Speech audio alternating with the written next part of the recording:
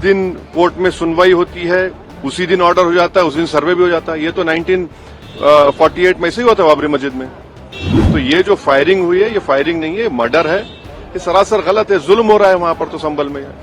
और आप किस बुनियाद पर अपने फेथ को दूसरों पे थोपेंगे? भाई कानून कोई चीज है ही नहीं है। सबसे पहली बात तो ये है कि संभल की चंडोसी की जो जामा मस्जिद है वो कोई 50 साल 100 साल नहीं बल्कि 200-250 साल पुरानी मस्जिद है, उससे ज्यादा है। वहां पर कोर्ट की तरफ से बगैर मस्जिद के जिम्मेदारों को, कमेटी को सुने उन्होंने एक एक्स पार्टी ऑर्डर पास कर दिया, वो गलत है। दूसरा यह है कि एक बार तो आपने गलत ऑर्डर दिया, सर्वे हो गया। दूसरा सर्वे जब किया आपने किसी को इत्तला नहीं दी। तीसरी बात यह है कि पुलिस का ये काम था कि मस्जिद कमेटी को कॉन्फिडेंस में लेते या वहां की पीस कमेटी को।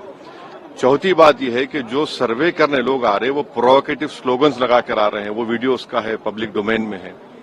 और उसके बाद जो वहां पर वायलेंस हुआ जिसमें 3 मुसलमानों को गोली लगी, उनकी मौत हुई, हम इसका कंडेम करते हैं। ये फायरिंग नहीं बल्कि मर्डर है। और जब से बाबरी मस्जिद राम मंदिर का जजमेंट आया, जिस बात को मैं पर्टिकुलरली कह रहा हूं कि उस जजमेंट के बाद ये सब चीजें खुलेंगी और एक के बाद एक खुल रही हैं। एएसआई प्रोटेक्टेड मॉन्यूमेंट सब बातें कर रहे हैं, क्या एएसआई के कानून में नहीं है कि आप उसका रिलीजियस नेचर चेंज नहीं, कैरेक्टर चेंज नहीं कर सकते? किस बुनियाद पे कर रहे हैं ये? और आप किस बुनियाद पर अपने फेथ को दूसरों पे थोपेंगे? भाई कानून कोई चीज है ही नहीं है। जिस दिन कोर्ट में सुनवाई होती है उसी दिन ऑर्डर हो जाता है, उस दिन सर्वे भी हो जाता है। ये तो 1948 में ऐसे ही हुआ था बाबरी मस्जिद में। तो ये जो फायरिंग हुई है, ये फायरिंग नहीं है, मर्डर है। और जो भी ऑफिसर्स इन्वॉल्व है उनको सस्पेंड करना चाहिए और एक सिटिंग हाईकोर्ट जज से उसकी इंक्वायरी होनी चाहिए। ये सरासर गलत है, जुल्म हो रहा है वहां पर तो संभल में। वहां के सांसद के एफआईआर दर्ज कर दिया गया। आप जिस पे चाहे कर लीजिए भाई, जिस पे भी चाहे कर लीजिए, जज आप, जूरी आप, सब आप, तो बचेगा क्या फिर? अब सर जेपीसी में आप लोगों ने समय मांगा है, क्या कहना है? जी, जैसा अभी आपने हमारे डेलीगेशन तरफ से बोला गया है, मैं उसको रिपीट करना नहीं चाहता। मगर स्पीकर साहब ने बड़ी इत्मीनान से हमारी पूरी जितने मेंबर्स 11 नॉन बीजेपी एमपीज गए थे उनकी बात को सुना। वो बोले कि इसके ऊपर कंसिडर करेंगे और हमको उम्मीद है कि ऑनरेबल स्पीकर साहब इसका टेन्योर बढ़ाएंगे। क्योंकि आप देखिए बंगाल नहीं गई कमेटी, बिहार हम लोग नहीं गए, उत्तर प्रदेश में शिया वक्फ की प्रॉपर्टीज को हमने नहीं देखा। तो ऐसे कई, दिल्ली के मंत्री को बुलाना है, ऐसे कई स्टेट्स है जहां पर कमेटी को जाना चाहिए। वो स्टेक होल्डर्स हैं, उनकी बात को सुनना बहुत जरूरी है। सर वक्फ बोर्ड अमेंडमेंट बिल को लेकर आप क्या सोचते हैं? क्योंकि लगातार सरकार की तरफ से यही कहा गया कि जो मुस्लिम जनता है उनके हित में, मुसलमान जो है उनकी। अभी ये कानून बना नहीं, आप देख लीजिए संभल में क्या हो गया है। अभी ये कानून बना नहीं है, आप देख रहे हैं कि हर जगह पे बोल दिया जा रहा है कि नहीं, ये यहां पर 500 साल पहले मस्जिद नहीं थी। इस बिल में आप, ये बिल आर्टिकल 26 का वायलेट करता है।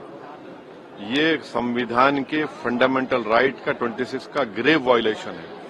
ये बिल कलेक्टर को इतने पावर्स दे रहा है कि कलेक्टर तय करेगा कि कौन सी वक्फ प्रॉपर्टी है नहीं है। ये कैसे होगा? कलेक्टर कैसा जज होगा अपने ही केस में? तीसरा, आप किस बुनियाद पर इस बिल में आप नॉन मुस्लिम को मेंबर बना रहे हैं? जितने धर्म की बुनियाद पर, चाहे वो हिंदू धर्म के एंडोमेंट बोर्ड्स हो, चाहे दिल्ली का एसजीपीसी हो या उसका एक्ट हो, या क्रिश्चियंस के जो भी उनके धर्म के संस्थान हैं, वहां पर तो कोई उसी धर्म का आदमी मेंबर बनता है। आप तो कंपलसरी स्टेट वक्फ बोर्ड में जहां पर 11 मुसलमान बनते थे, वहां पर आप मेजॉरिटी नॉन मुस्लिम बनाना चाह रहे हैं। सेंट्रल वक्फ काउंसिल में मेजॉरिटी ऑफ नॉन मुस्लिम बनाना चाह रहे हैं। क्यों करना चाह रहे हैं आप? ये क्या मकसद है आपका? कलेक्टर को इतना पावर दे रहे हैं। तो ये आर्टिकल 26 का ग्रेव वायलेशन है और इसीलिए वक्फ को बचाने के लिए नहीं लाया जा रहा है, ये वक्फ को खत्म करने के लिए, और वक्फ बोर्ड को सिर्फ एक पोस्ट ऑफिस बना के रखना चाह रहे हैं। तो जो वक्फ की प्रॉपर्टी है वो गवर्नमेंट की दी भी नहीं है, इसको मुसलमानों की गाड़े खून की कमाई है, तो आप उसको छीनना चाह रहे हैं। और उतना ही मकसद है सरकार का। आप देख रहे हैं संभल में क्या हो रहा है, ऐसे ही और वाकयात होते रहेंगे। जो घटना हुई है मतलब इतनी अफसोसजनक है कि जिसका कि मैं आपके सामने बयान भी नहीं कर सकता। ये एक प्री प्लान घटना है और अफसोस की बात यह है कि इसमें खास तौर से मुस्लिम समाज के लोगों को जो टारगेट कर करके काम किया जा रहा है इस प्रदेश और देश के अंदर, इससे ज्यादा बुरा हाल शायद आजादी के बाद में कभी नहीं हुआ होगा।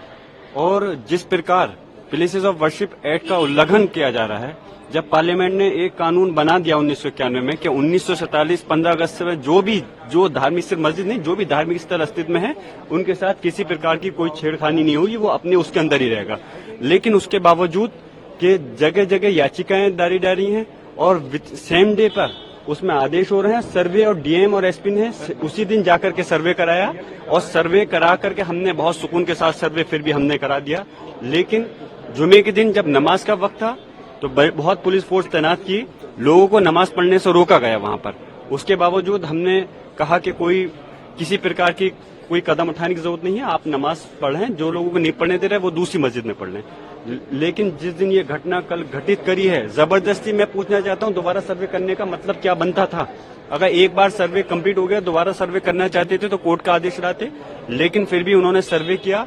और जो लोग वहां पर थे, जब सर्वे के लिए ये लोग अंदर पहुंचे तो मॉब के साथ में जय श्री राम और उसके नारे लगाते हुए गए। बहुत अफसोसनाक, दुर्भाग्यपूर्ण, एक षड्यंत्र के तहत चुनाव के तुरंत बाद वहां इस तरह की परिस्थितियां पैदा की गई कि लोग उत्तेजित हों और फिर उनका दमन किया गया, एक तरफा दमन। उनके ऊपर अत्याचार और तमाम फर्जी बेगुनाह लोगों को भी फंसाने और उनका दमन करने का कुचक्र चल रहा है। पूरी तरह से सरकार और उसकी मशीनरी फेल्योर है।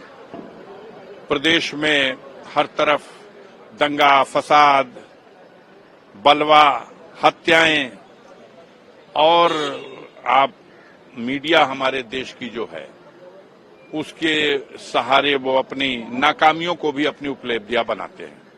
मेरी अपील है संभल के लोगों से कि किसी भी तरह से शांति बनाएं, उत्तेजना न फैले और कानून के रास्ते से ऊपर की अदालतों से अपने लिए न्याय प्राप्त करने का प्रयास करें। सर, पुलिस ने एमपी जियाउर रहमान के खिलाफ ही मामला दर्ज कर लिया था। कर सकता है यार, कोई भी किसी पर भी कर सकता है। वो वहां का संसद सदस्य है, वहां की जनता ने उसे वोट देके जिताया है। जो व्यक्ति इस लोकतंत्र की व्यवस्था में जन विश्वास प्राप्त करके चुन के इस सदन के लिए आ गया और कोई अपराध नहीं है, उसका क्षेत्र आप जलाना चाहते हो और वो अपने क्षेत्र को जलने से बचाना चाहता है, आग लगाने वालों से अपने क्षेत्र को सुरक्षित रखना चाहता है, इस अपराध में करें। इसके लिए क्या है, कर सकते हैं, मुकदमा वो लिख सकते हैं, किसी के खिलाफ लिख सकते हैं, उसको कानून के रास्ते से उसको जैसे बचाव किया जा सकता है किया जाएगा।